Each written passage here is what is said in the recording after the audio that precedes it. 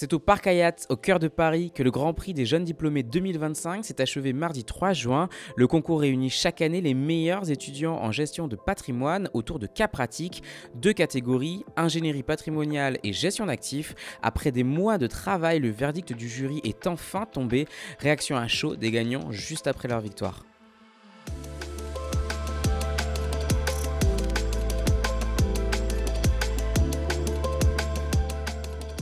Pourquoi à la base vous avez voulu participer à ce Grand Prix hormis pour briller sur LinkedIn? On l'a pas forcément fait pour LinkedIn. Non, c'est honorer le Master de Clermont. On est très attachés au Master de Clermont et c'était avant tout pour essayer de représenter au mieux notre Master. Alors non, j'ai même pas pensé à LinkedIn en plus personnellement. Non, je pensais que c'était une belle expérience. En plus, on a la chance d'être plutôt bien accompagné à l'IUP, donc non, c'était l'occasion de montrer de quoi on est capable. Pour nous, c'était un concours assez important parce que c'est assez renommé quand même dans notre formation et puis dans notre métier au global. Et ça permettait de mettre un point final à cette dernière année de master. Ça permet de mettre en lumière un peu tout ce qu'on apprend au cours de notre cursus, que ce soit en master 1, en master 2 et en alternance. Comment vous avez vécu du coup ces mois de préparation sur un cas pratique assez complexe? Des moments de doute en permanence, des remises en question, des réflexions. C'est une belle réponse média traînée ça. Ça a été de concilier les cours, les partiels, les mémoires et la GFI aussi.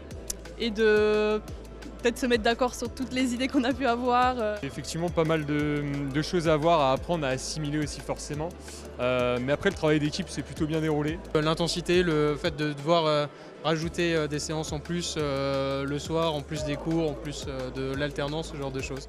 C'était des cas assez exotiques quand même, des choses qu'on n'avait pas encore vues, donc beaucoup de recherches. Intense. Et pour la partie écrite, on a donné le maximum de ce qu'on avait. Et après, pour la partie orale, ce sont mes camarades qui qui ont le plus travaillé. C'est eux qui se sont dévoués ou ils ont été désignés? On s'est dévoués, on s'est dévoués. Entre vous et moi, de tous les jurés, c'est qui était le plus impressionnant? Moi, le jury, il y avait Monsieur Tardiveau. Et c'est vrai qu'ils ont été très joueurs par rapport, entre guillemets, par rapport au jeu de rôle. Et donc c'était super, c'était un super échange et voilà, c'était un super moment.